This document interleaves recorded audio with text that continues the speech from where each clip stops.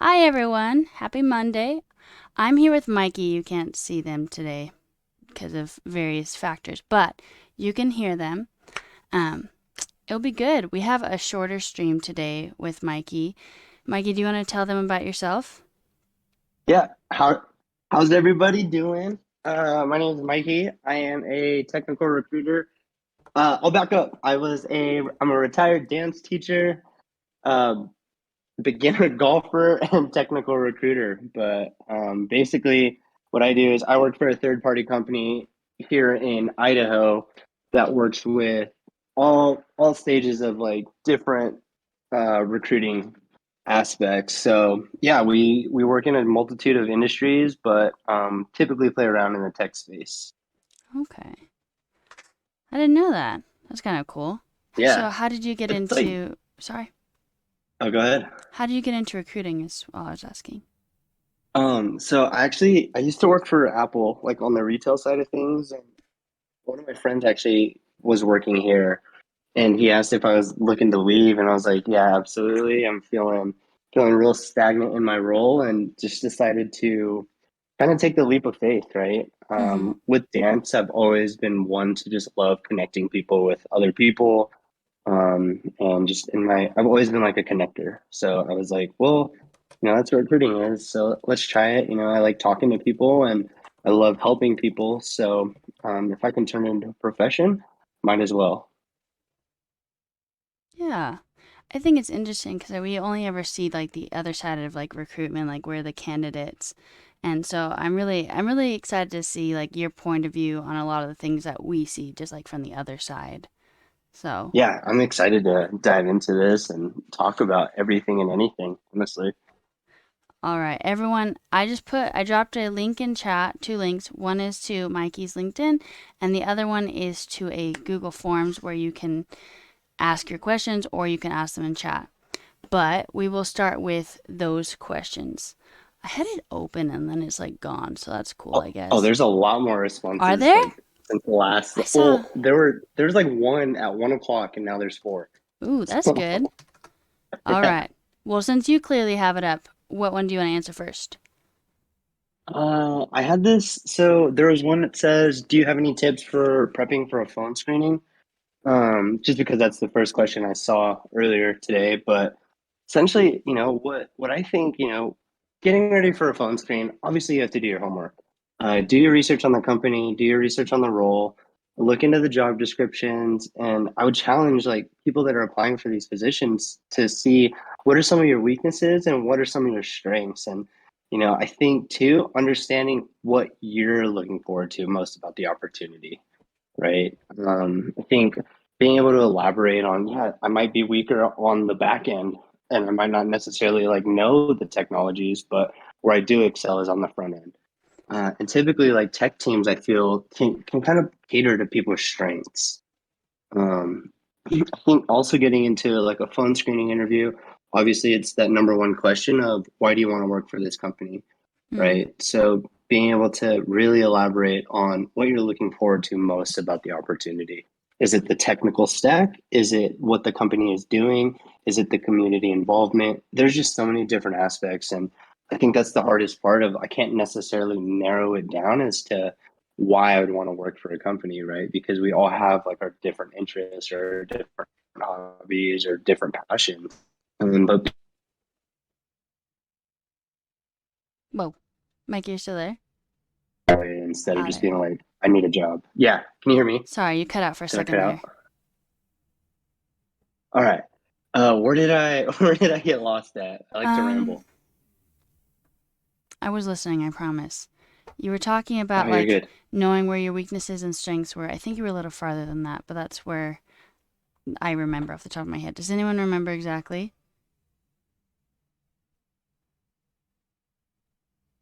Well, I mean, they haven't said anything yet, so you can start there Okay. again. Sorry about that.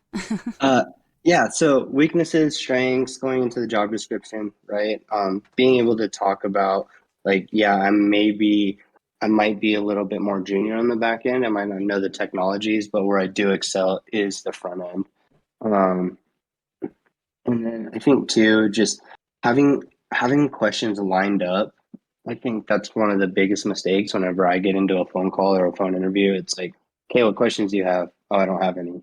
Like, okay, do you actually care about this opportunity, or were you just like taking a call? Like, what is that, even just saying too, like, I think a better way to phrase it instead of saying I don't have any questions at this time is, I did have some questions, but you did answer those questions for me during this call. Mm, Right. mm, So some questions that people can ask are, what does the day to day look like for this position? How would you determine success in this role for 30 days, 60 days, 90 days? And then two, like another big tip for a phone screen is definitely find a quiet place. So many times I've called candidates and I can either tell that they're in their car, there's background noise, they're out in public, and it's like, is this really a professional like environment that we're gonna actually talk about a job? right. Obviously, there's like things out there, right, that sometimes you do have to take a call on a whim, and you might not necessarily be in a quiet place, but sometimes I've known to just acknowledge that and just be like, hey, I apologize for the background noise, but you do have my undivided attention. Just different aspects, because for me, I feel like a candidate is very distracted whenever they're on a call, like in a loud place, or obviously like when they're driving, but sometimes that's the only time that they can talk. So I totally Right. understand. Right. You don't think it's like unwise to like admit to a recruiter where you're weak? I think on certain aspects, it can show. I feel like for me, it shows humility. Oh, It's not like saying, "Yeah, I can do everything that this job description asks," right? But it's the humility aspect. But obviously, too, they're going to look for those strengths and they're going to look for those weaknesses. But if you can at least say, like, yeah, I understand that I might not have the strengths here on the back end, or I may not necessarily have like the database experience, always willing to learn. Because for me, like when I talk to candidates, like that's the biggest thing. okay. Okay. We have a couple more questions. Cool. Um, if I'm in the middle of a career transition, do the details of my current job matter? Should I be going deep with the details at all? Also, how do I keep my current employer from noticing?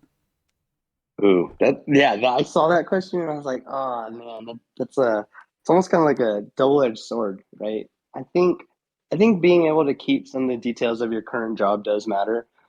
Being able to relate it to what you're looking to do. So if there's some project management in there, you can definitely relate that to applying for like a junior software engineering opportunity, right? If you're applying for like a junior role, it's nice to see what your background is or where you came from to get to where you are now, and how does that correlate, or how can that parallel the skill sets that you learned prior to your to the new career, if that makes sense.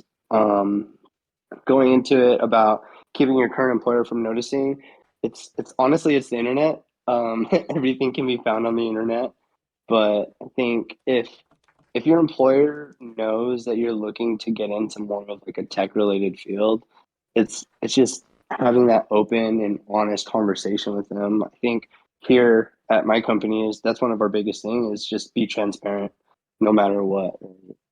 If I were to be looking for like a new job, or if I were looking for something, I'd obviously talk to my manager and say, hey, this is kind of what's making me look for a new opportunity. Is there any, I'd love to work here, but is there any opportunity for that? And Oh, most managers or most bosses, I feel like, would understand. okay. Do you know how much harder it is for self-taught developers to get their first role? I do know, like, we work with a coding camp here in Idaho. I know like the trials and the tribulations that, entry level engineers go through. And it's definitely, I would say it's even more than a full-time job, honestly. And it's, interview after interview after a declined interview, or, getting that rejection letter. It's a lot of it's a lot of time and it's a lot of effort, but I think the biggest thing is like perseverance. It's for me in dance, not every opportunity was just given to me and I had to go after it. So for me, it's like if you want something bad enough, you got to go after it. You got to go get it. Side tangent, side note. Whenever like I was feeling like sad or depressed or like in dance when I didn't feel like I could do anything, I would always watch The Pursuit of Happiness.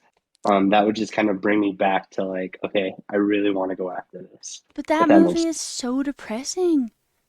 it can be. But like the ending is just so like inspiring, right? Like he goes through so much and then at the end it's like he's there. I don't know. For me it's so inspiring. I actually Mm, have it on my vision board.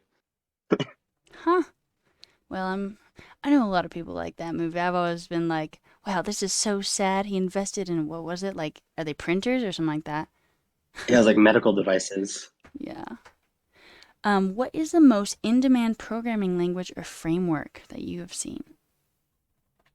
Ooh, that's a great question. And I think right now, like the popular one that I've been seeing is a lot of React on the front, Node on the back.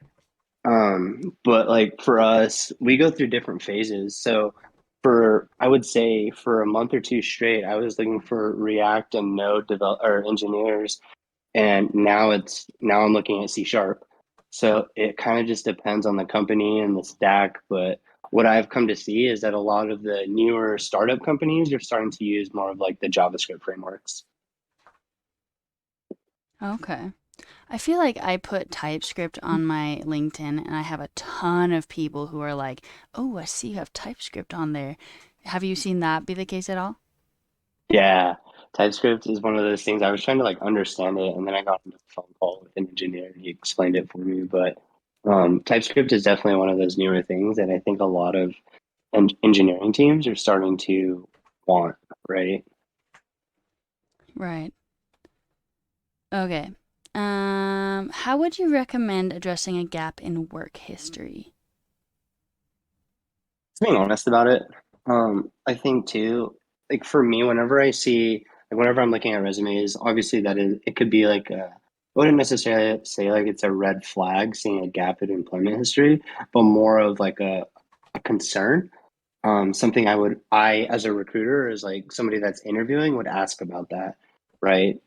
So typically I'll go about and just say, hey, notice that there's a little bit of time in between your two places of employment. Do you mind shedding some light there? Right now, obviously, a lot of it has been in like I see 2020. When I see 2020, I already like assume it was probably because of COVID. But I don't like to assume. I like to hear their side of the story as to why the gap of employment is there, right? Right. And where you mentioned resumes. Someone else asked, what are the biggest mistakes you see in resumes? One big one that I actually came across last week. It's for a completely different role, but this person didn't even put like any contact information on their resume. They just put their first and last name and then their work history. And then the hiring manager was like, "Hey, Mikey, is there any contact information?" And that was kind of my bad too. I didn't realize it just because I thought it was something, I was like, "Oh, like who doesn't put their contact information on their resume?" But Right. Do you recommend any like type of contact information? Like, do you do phone numbers or just like emails or? I think phone number and email is the best. I like seeing a LinkedIn too, just so I can take a look at their profile and see like how active they are. But even like I'll see like addresses, and I don't necessarily think that those are. I don't necessarily need to know that like where you live, right? Mm, yeah, that makes sense. I've always felt a little weird like putting like my address on a resume because like everyone's nice in the job search, but also they're strangers. Like, Yeah, absolutely, absolutely. It's like, cool. You have your resume or your address in there. Also, too, I don't know. I don't really have an opinion on this, but I do see people put their headshots on their resumes as well. Sometimes I think it can be like it could be a hit or it could be a miss, just depending on how professional you look in that picture. But sometimes I don't typically like I kind of just glance over it. But mm, some people will like blow up their headshot on their resume. I'm like, okay, that doesn't really give me information about your work, right?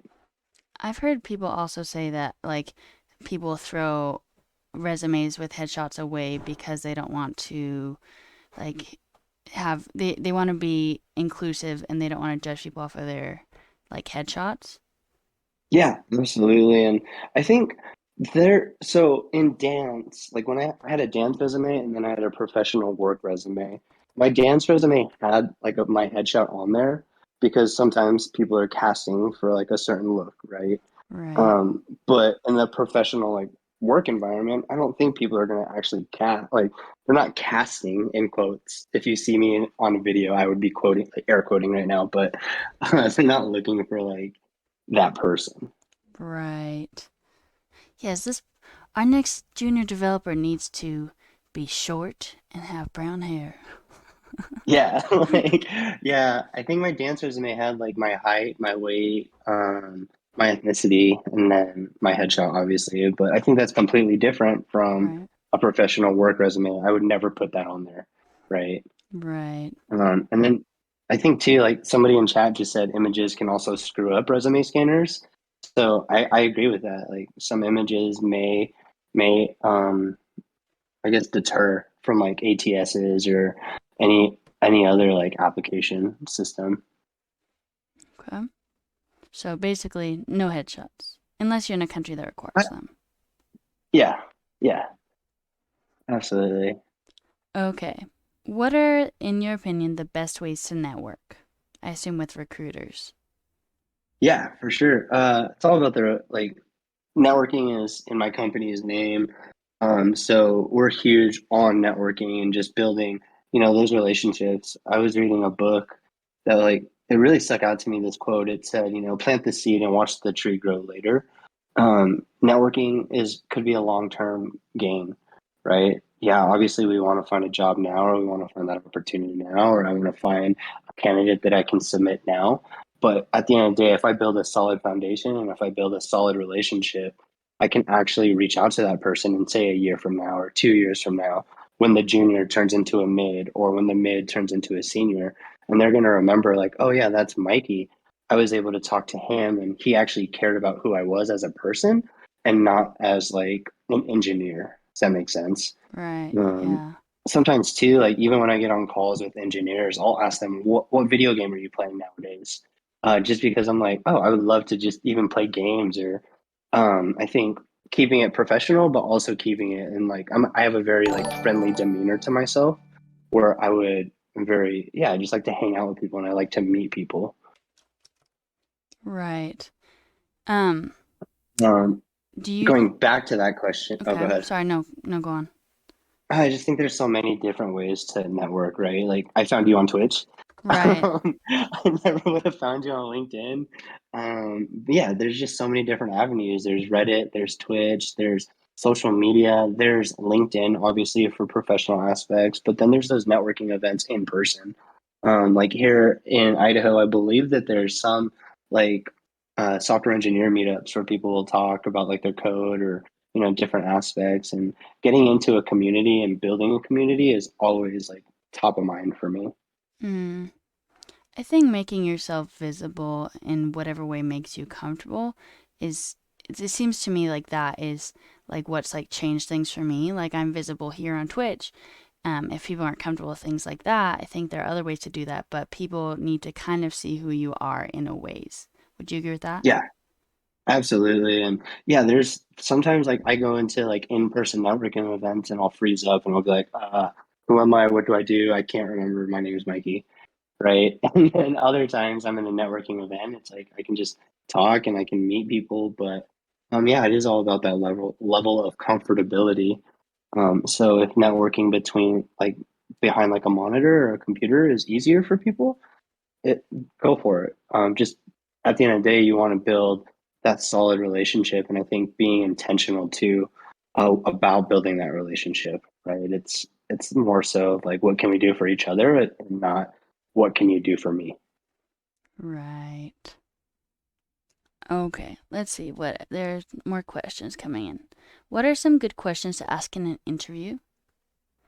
Yeah, some of the few that I came up with for like the phone screen, right? So what does the day to day look like for this position? How would you determine success in this role after 30 days, 60 days, or 90 days? Getting into more of the technical aspect, you can ask what parts of the the life cycle you're going to be a part of? Do you own the entire project, or do you hand it off after you built the code? Is there a testing team? Are you responsible for that? What do you do after it's deployed? Are you maintaining it? Is there a maintenance team? Right? There's a lot of really good questions out there. Even too, just like asking them. My biggest one that I would ask when I was interviewing would be like, why are you at this company? Or what's making you stick around at this company for so long, right? Just because that gives me like that culture aspect, and instead of asking like, yeah, what is the culture of your company? It's no, I really want to know like why you like working here. Right. That I mean, that sounds like so it wouldn't be with like a recruiter necessarily, because a lot of times they are like third party, right? Yeah, Okay. Also, if I repeat any of these questions, I was like, no, I know all of them. I think I repeated that one. I'm sorry. Um, you're good. but just let me know. You're good. uh, I have your stream pulled up too, and oh, I'm okay. just looking at chat to see if there's any other like nuanced questions or some other questions out there. Yeah. Yeah, and I think I have the forms pulled up too. if you want to answer any one in particular, just let me know, or else I'll just Cool. keep looking at it. Um, how can you impress a recruiter as a new software engineer? I think, the biggest thing is just building that relationship, making that impression. I've had a lot of junior engineers reach out to me, and some are really good reach out messages, and others I kind of, it's not that I put it to the side or I unprioritize it, but if I can sense that someone is making an effort to reach out to me, I'm going to make an effort to reach back out to them, right? So last week, I actually had a referral reach out to me, and she was like, "Hey, Mikey, I got your contact information from so and so. I'm looking to break into like a QA entry level QA position. Um, if you're open to it, I'd love to connect or just pick your brain." Like I love those types of messages, just because it's not like a, "Hey, can you help me find a job?" or "Hey, I want a job that's paying 120." It's like, oh, okay, cool. That doesn't really give me much to work with, right? Right. How do you, if you're making these like long-term relationships, how are you keeping track of them? Yeah, great question. We have our own like ATS or application tracking system. I also take a lot of notes on my notes app on my computer. So whenever I get into a call, I put in their name. I'm really good at remembering people, not good at remembering names. So sometimes like I'll throw in keywords in my notes and then I can find it of like, okay, this was the person that did this, right? Even too, like my job is to be like, I would say like 60, 70% of my job is on LinkedIn. So I see a lot of different people, and then it makes me like click back, like, oh, I wonder what this person is up to, right? And even too, like I'll talk to candidates that I worked with in the past, and sometimes I'll just drop them a message and be like, hey, how are things working out at so and so? And I even though I didn't place them there, I'm still curious like how things are going. Again, it's that relationship aspect, right? It's not like, hey, how are things going? Looking for a new job? It's no, I'm genuinely curious. Like, what kind of stack are you working on? What are the projects that you're working on? Because I really want to like get to know these people on a deeper level. Right. Okay. Um, should new, okay, I can say words. Should new self-taught developers try to go for bigger companies or startups, in your opinion? Ooh, that's such a good question. I think so. With the bigger companies, what I've noticed is some of them will do like an apprenticeship program. Like I know Amazon does one, and then there's a company called Zenify that also does one. So like those bigger companies can sometimes be good, to it's kind of like a, I would say like 50-50. Like maybe work for some start or apply for some startups, but then apply like at like those apprenticeships, right? Because then you can actually start digging into like the tech stack at the bigger companies. I'm sure, like I mentioned, Amazon I know has one. They do like their AWS cloud. Zenify does like a Salesforce developer one. Yeah, there. That's a really good question, and I think too, it's just at the end of the day, you gotta understand what you're looking for out of a company. Do you want to work for a bigger corporate company, or do you want to work for a smaller company where you can make a bigger impact? and not just be like a cog in the machine. It's been interesting for me as a baby dev in the way that like you talk about like, well, what do you want out of the company? And for me at this point, I'm like, I would like a company, yes. Like, Right. so Right. I haven't gotten to like oh yeah, I'm thinking like a team this big and this kind of dynamic, and I probably should be, but I don't feel like I can be picky at this point. I think that that's true, right? It's kind of but I don't think you should sell yourself short either. Like you know your value and you know your worth. Like I think that definitely kind of like a double-edged sword in a way. It's like, yeah, I want to land an engineering job, but at the end of the day, do you want to land like just any, right? Because yeah, it could just be like a toxic work environment, and then that even leads to like worse mental health if applicable, or working for like a company. It's like, oh, I love this opportunity, I love what I'm doing. Yeah, it's just so hit or miss, honestly. It's just doing your research, I guess, Right. before like accepting the offer. Right. Okay. Should we be discouraged from networking or applying for a job that requires 2+ years of work experience if we have none? Good question. I don't think so. I see a lot of recruiters say like you might as well just apply for the job and see what happens. Because at the end of the day, the recruiter may see something, or the hiring manager may see something on the resume where it's like, yes, absolutely, I would love to talk to this person. I think when you get to like, if you know your skill level and it says like 10 years experience with JavaScript or 10 years experience with Java, and you only have one, maybe that one's kind of shooting for the stars, right? But 2 years, I still think like that's still technically like a junior dev until you get to 3 to 5, where you're becoming more of that mid level, right? Right. Yeah. I mean, like I've been coding for 2 years and that is absolutely not work experience, but I pretend it is. And people seem Yeah, to be like absolutely. okay with that. Yeah, I think too, like with tech, when you get down to like a technical interview, that's the time to showcase your abilities and showcase your skills. And what I've really come to really admire for tech companies is if they do like pair programming and not just give you a homework assignment to code something, but more so being able to go through your entire thought process of why you went about this, or why did you do this code instead of this, or your problem solving capabilities as well. Right. Okay. If I have a gap, pause from work for quite some time, and it's personal, like a death-related story, and I don't really want to talk about it in an interview, how can I tell the recruiter that I don't want them to dig into it? That's deep. That's a good question. I think just being transparent, like it was a family thing, and I'd rather not disclose, right? Something along those lines. At this time, I'd rather not disclose that. Um, but give at least a little bit of context of what you're comfortable with. Like you don't have to go full out with like the total like what happened, but just give some context so the person that you're talking to understands. Like, okay, yeah. Okay.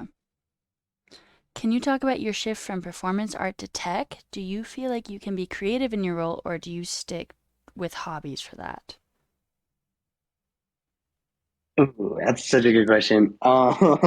Yeah, so I think with performing and dance and everything, it definitely helps me think outside of the box. I think very creatively whenever I'm reaching out to people of like how can I stand out? Or, I'm sure engineers are always getting people in general are always getting hit up by recruiters. So like what can Mikey do to be like, oh, that's Mikey, that's the recruiter that I want to work with, or different things to stand out. So even on like LinkedIn, I'll post just random things. We're definitely starting to like try to build like a TikTok following. It's more so of like be fun with it, and yeah, like I don't want people to just be like, oh, that's Mikey, he's only just about business, but I want there to be like a happy medium between business and having fun. Okay. Are you involved in technical screenings for programmers? Are there a lot of code signals screenings candidates go through? I don't know code signals, but that's the question. I'm not. So my process at the beginning is just to ask like, what are some of the projects that you've worked on? Walk me through your experience. How proficient do you feel about like if I'm working on a React or a Node, opportunity, and I'm speaking to somebody that's like either an Angular or Vue, it's like that's when I'll kind of dig in. Like, do you feel comfortable in retooling? Or if they're again in C sharp and this is a Java role, how comfortable do you feel in retooling? Because at the end of the day, it's what the candidate is looking for, right? I approach recruiting in a way where it's I would never twist somebody's arm, knowing that they're a C sharp developer and that they want to stay in a Microsoft stack. I'm not going to send them Linux roles or vice versa. So yeah, we don't necessarily go through about like any coding challenges or, we have. I'm not a coder, right? I don't know how to write one single line of code unless it's HTML back in the MySpace days, but I do understand the like talk me through a project or what was your involvement in this project? What did you do on the back end? What did you do on the front end? Those different aspects. Okay. Any tips for an early career dev presenting their projects in an interview setting? Yeah, just walk through the process like this, talk about like this was my thought process one when I came up with this code, or this is what I was thinking. Because seeing that point of view instead of just saying here's my code, this is it, it doesn't really give that context behind it, right? Hmm. I don't think I've done that I yet. think Homeless actually asked a really good question of do we need to build a portfolio to show future recruiters what we build? I've noticed with a lot of our clients, sometimes they do ask to see like a GitHub or some of the projects that they've been working on outside of work, just to see like if they're keeping up to date with like the latest technology or what they like to do. Is it more of like a passion project? What are they involved in, or I guess what are they doing to brushing up on that skill set? So I think having like a little bit of a portfolio or even just some side projects that you've worked on is definitely huge in any aspect. Along that, like, this is a good question to go along with that. What level of projects are needed to apply for internships? They are applying for full stack dev intern positions. Um, like, can you repeat that question? Sorry. What level of projects are needed to apply for internships? They're applying for full stack dev intern positions. Like, what level of like how many projects do they need to do, or like how in depth those projects need to be? What level of projects are needed? I don't I mean, know. on the second part of that, like, I would say just do it to the best of your abilities. If there's some things that you may not know, like try to get the project as filled out as possible and don't necessarily be like, oh, couldn't figure it out, so I scrapped it. More so like walk through that troubleshooting, right? Okay. So, would, like, in your opinion, say like you have like a half, or we have a half baked like project. If could we like use that still on our portfolio and just like still walk through it, be like, it's not done, but like I did this and this and this, and I'm thinking about doing this. Seen that. I've seen that with candidates that I've talked to of like they've talked me through like a project and I've seen one of their projects and like I haven't had the time to get back into this, but this is ideally what I want to do. I want to do this, this, and this. I just haven't had the time, or I haven't had the resources or the whatever you have it. Okay. What tips or advice do you have for salary or compensation negotiation? Such a good question. Here in Idaho, I think, I'm just going to give kind of like the basis of what I'm seeing in terms of like salary. So typically for a junior, I'm seeing like 60, maybe 50, 50 to 60, potentially 75 if you land that awesome job. Mids, I've placed at like 90, 75, 90, give or take. Maybe I'm starting to actually see it go up to like 110. And then seniors, they're 110 to 150. But we have a client here that can't necessarily compete compensation wise. Sometimes they can't get up to like the 150s. But what they do is they offer a 4-day work week instead. So more so of like being creative on that aspect. Like I've talked to some engineers that have like 2 years experience and they're telling me that they want 210.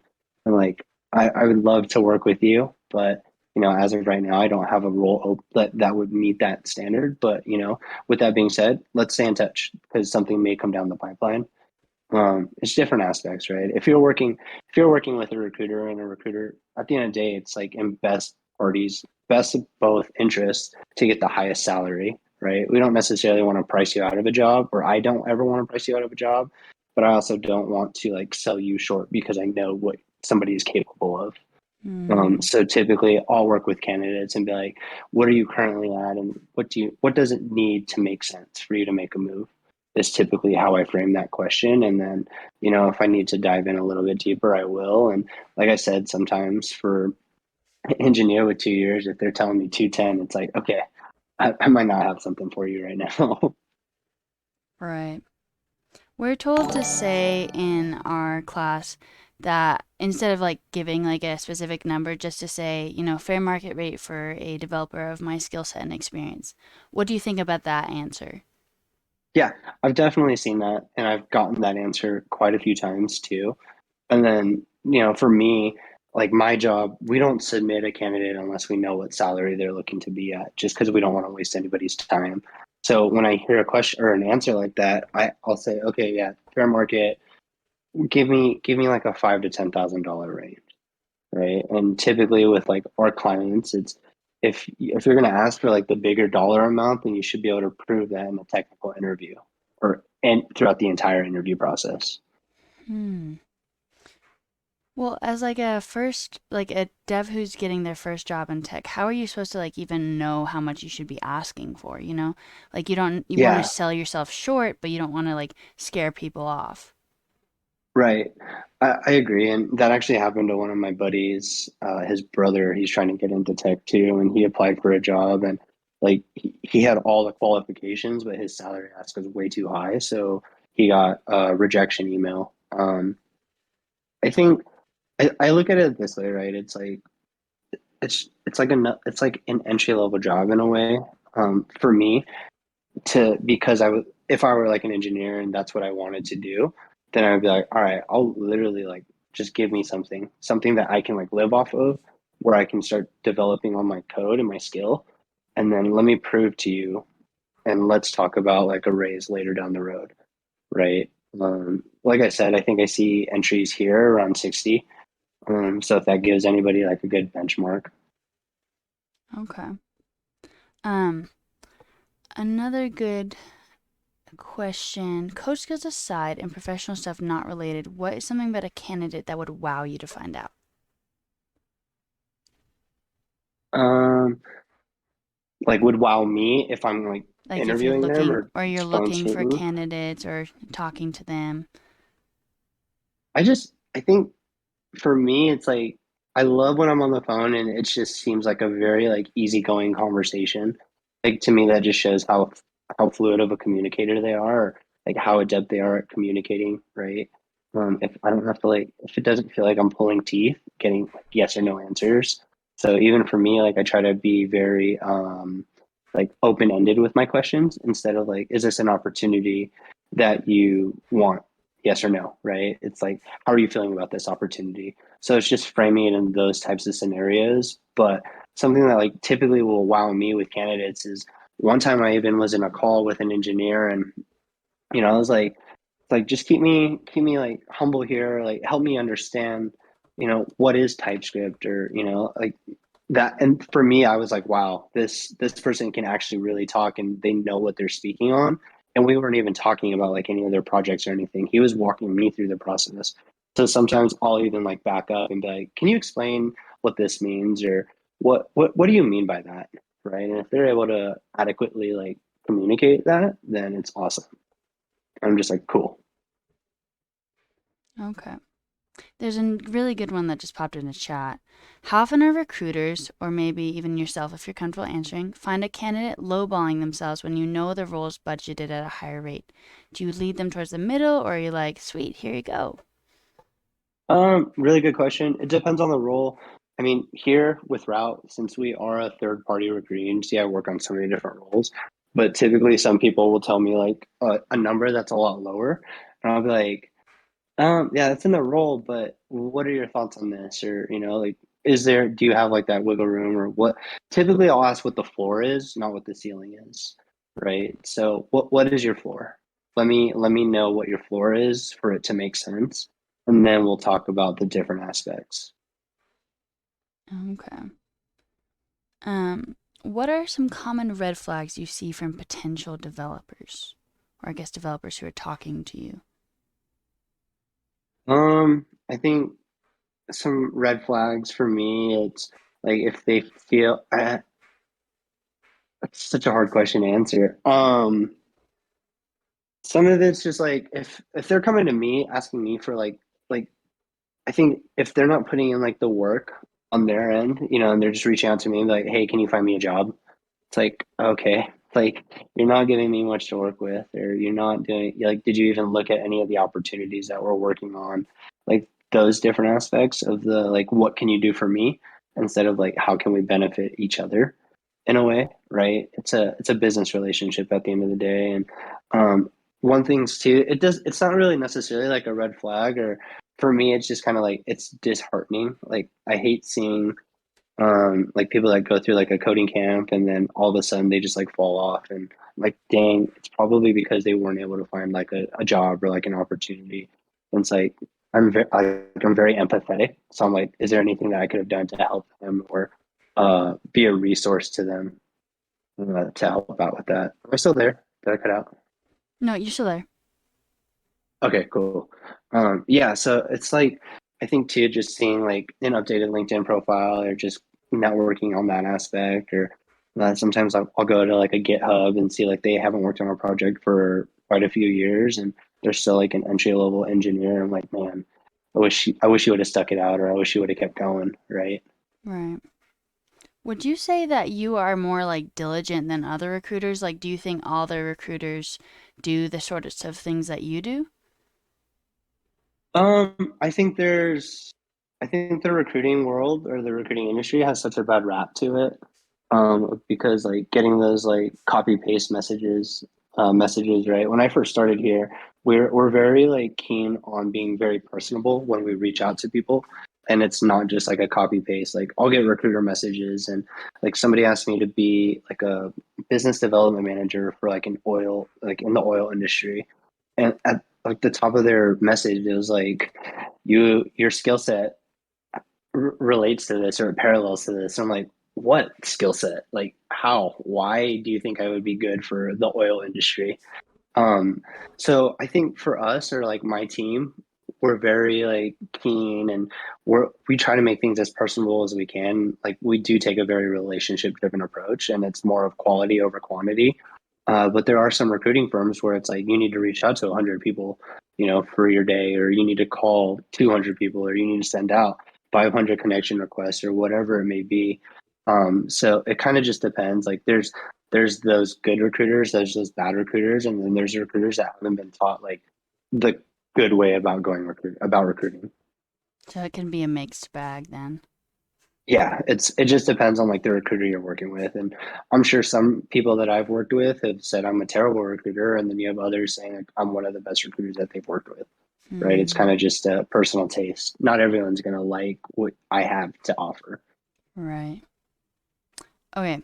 There are more questions, but I know that you only wanted to go to, Oh, uh, dang, it's only 2:47. yeah, yeah. I can go till 3. I can Okay. go till 3.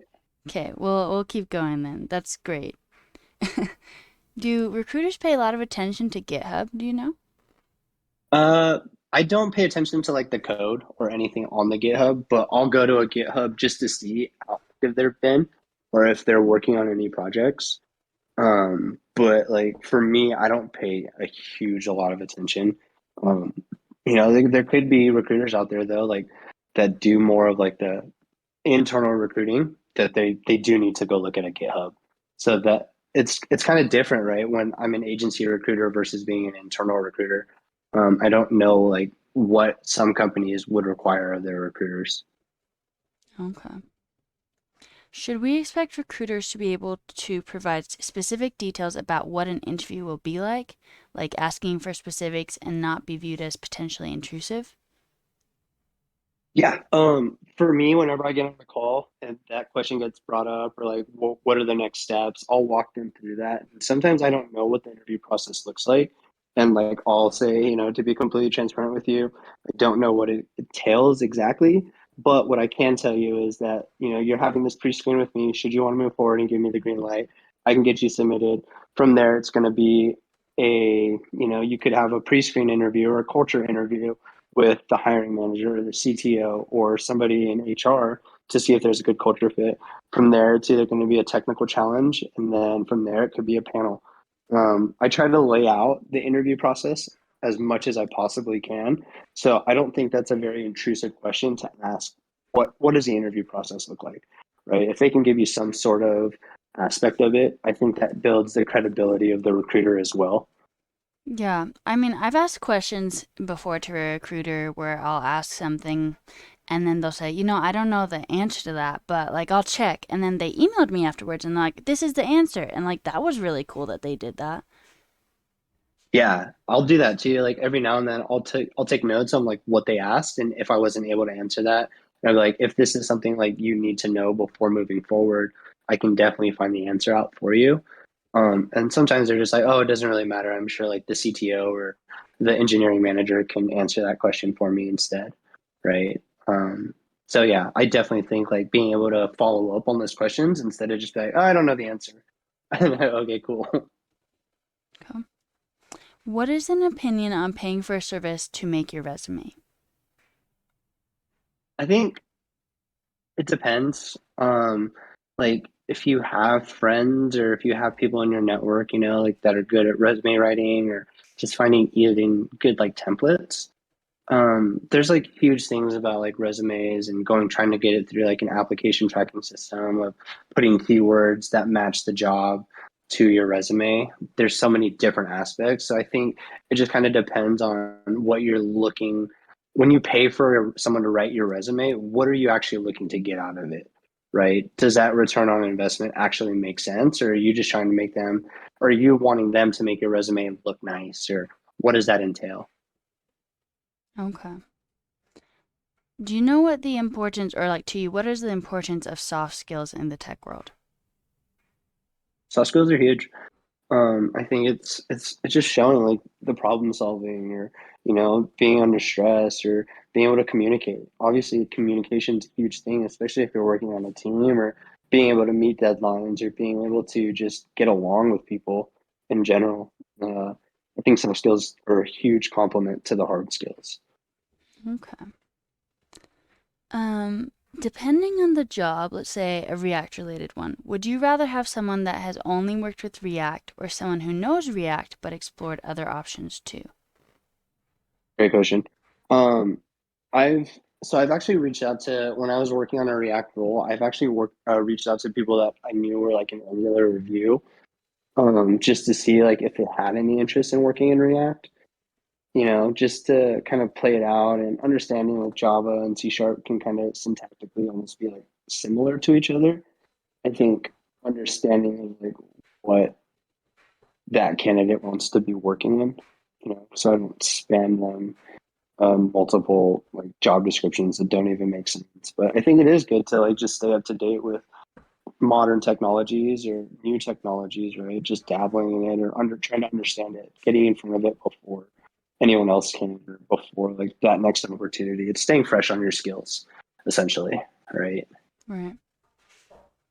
Um, is social media presence on YouTube, Twitch, TikTok beneficial, or have you seen harmful cases? I think it just kind of depends like what content you're putting out there. Obviously like with a Twitch or like a YouTube or TikTok or anything like that, it's like that's more for me, it's more of like the other side of me. Like I don't want to be a business professional or a recruiter 24/7, 365, right? I think having like a good mix, I think it can be hurtful if you find like if there's things on like content wise, like that could be like, oh, well, red flag. But like even on like LinkedIn, I try to keep it as professional as possible because that's like the professional outlet, right? Whereas like Instagram, TikTok, Twitter, all that aspect, it's more of like this is Mikey. This isn't the Mikey that's a recruiter. This is just Mikey.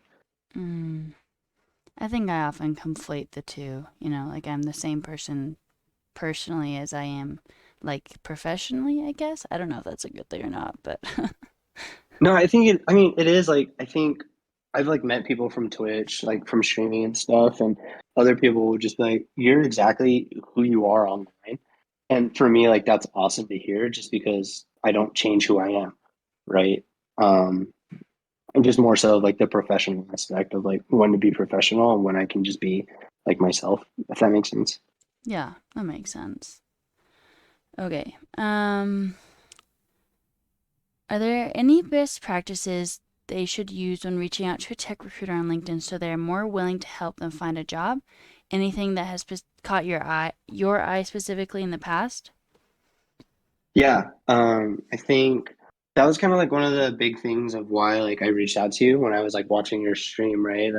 You were making like all your connection messages very personable. Trying to find like a way to connect the dots instead of just being like, hey, can you help me find a job? Or hey, can you do this for me? It's more so like when you reach out to a recruiter, it's like I tell my friends or I tell people that are looking for a job of, yeah, find the recruiter before you even apply for the job because you want to be able to for them to put a name to the face or a face to the name. So it's more so like sending a connection request, making it personable. How can you add value? Just different aspects of building that relationship first. You don't necessarily need to send a connection request and just be like, hey, can you find me a job? I really do like when people reach out and say what they're doing or they're transitioning into more of a tech related field and they're curious about if there's any opportunities or other ways to pick my brain. Sometimes it's hard too because like as a recruiter, right, our job is to go work on these roles that we have. So like sometimes I feel bad for not being able to get back to everybody um at a timely manner, but even just having people like follow up with me, totally okay. I feel like it's okay. I just think there's like it can be kind of like walking a very fine line of like you don't want to check in every day, but just be like, hey Mikey, like by chance, did you get a were you able to look at my resume or any update on this? Those different aspects. Okay. Let's see. I got one more in the form, but they're not in order, so I have to go digging for it. So while I do, Yeah. um, no secret, EU salaries are lower than the US, and they're with the same skills, looks like. So why does the US still hire domestically if they can hire worldwide?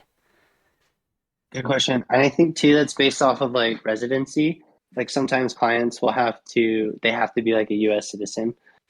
So like that's one thing that I'll ask, like with like contracting jobs, they can hire wherever if it's a 1099 versus like a W-2, just because in the US you have to deal with like taxes or different aspects of using your social security for taxes and different things of that nature. Hence why they can't hire worldwide sometimes. But if it's a contracting position, yeah, it can be higher. It can be there's a little bit more wiggle room, if that makes sense. Okay. Oh, that makes sense. To me, at least. Okay, I found that extra question. Be honest, when you Cool. see freelance or self employed as someone's experience, what do you really think? I'm always curious on like what they're working on, or if they're freelance or if they're self-employed. I want to see those projects and see like some of those things that they've worked on.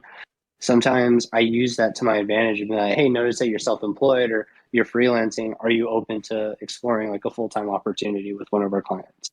I don't necessarily ever think it's a red flag or it's anything. It's just more of like now I have more to talk about just to understand what they've been doing. So it doesn't look bad, essentially. For me, it doesn't. Okay. Do you think for other people it might, or can you even speak to that It really? I think it could, just depending, if it's like self-employed, self-employed, self-employed, self-employed. I'm just a very like curious person. So I'd be like, what were you doing? Why are you not wanting to like go work for a company or, how successful are you in your self-employment? Is it like a huge company? Is it a huge business? Or are you just saying that you're self-employed, but you're not really doing anything, right? Right. Yeah, that makes sense. Why do recruiters spam their inbox when they did not respond the first time?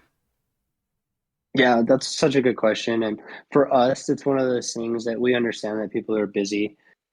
So we don't necessarily try to spam it, but it's more like a check-in because we understand too, like out of my message, that person could be getting 200 other messages, right? So I think for us, it's like if we're able to follow up and at least either get like a no, I'm not interested, you know, until we're told no, or until like we're told like, hey, I'm not interested in this opportunity, then we don't necessarily know, and we don't want to assume that that person is like they're either ignoring us, we're bugging them, or any of that aspect. It's until we get like that confirmation of like, hey, I'm not looking right now, you know, check in later, or different things, because we don't know if that person has actually seen our message. On LinkedIn, you can't tell, like, there's no Mm, read receipts, right? So right. So how do you go about finding people? Because I feel like I'm not sure how like recruiters will message me, but like how are you finding people? You know? yeah, good question. I do a lot of Boolean searches, just depending on like what I'm looking for in that role. Like I worked for an SDET on an SDET role, and I knew that it was either going to be in Selenium and C sharp, like they were testing in C sharp. So I would do SDET and C sharp, you know, and then kind of keep it here in Idaho first, and then broaden my range out, understanding like the client may be open to a remote candidate, or, you know, if we need to have that conversation, a relocation, what does that look like? So yeah, Okay. That's good to know. That's all our questions for now, and it is also 3. So cool. thank you so Awesome. much for Yeah. coming on, Mikey. Yeah, thank you so much for having me. I know we've been trying to plan this for a couple of weeks now, but super, super fun. And I would love to be back on and maybe even do when I'm at home. We can actually do like a video thing, or, you know, we can talk about like networking on LinkedIn or just dial it in on specifics. But I Yeah. appreciate the time, and I appreciate everyone coming in to hang out and the participation for sure. Yeah. Definitely let's make that happen. It was Yeah, amazing to hear everything you had to say today. So, cool. Love it. I appreciate it. And again, thank you so much for having me. okay. Likewise. Talk to you later, Talk to you Mikey. later. Bye. That was so cool. That was so cool, y'all. Mikey is not my recruiter, just so you know. Mikey just messaged me after dropping in on one of my streams and was like, yo, let's chat. And then we did, and it was great. And I was like, hey, would you like want to come on stream and like talk about recruiting? And that's how that happened. So that was exciting. Thank you for all the really great questions. I appreciate it. I learned a lot. I'm gonna have to go back and also watch this again because like I would be listening, but also I was like, okay, what question should I be asking next from this list, you know?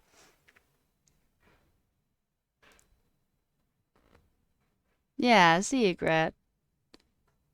Don't know whether to say send him a thank you pie. Sorry, I didn't think that the question cake or pie was that important for some reason. It's okay, Born. Okay, you're good at making cakes. Is this a cake making stream suddenly? Okay, yeah, and I'll be putting this on, it will be on the Twitch page afterwards, and then I'll also be putting it on YouTube. And to make it so it's segregated by, you know, like information or like what we're covering on stream, I'll be ending this stream really quick, or not quick, really soon, so that it can be like, yeah, this is when we were talking to Mikey. And then I'll start streaming like right after. And then we'll go into leak code. Yeah.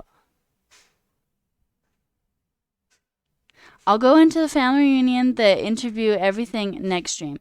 But I'm going to end this stream for now, just so we can, you know, close the talking to a recruiter portion. And then, like I said, I will be right back. And we'll do that.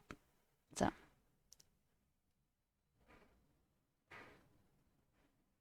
okay. I'll be back, y'all.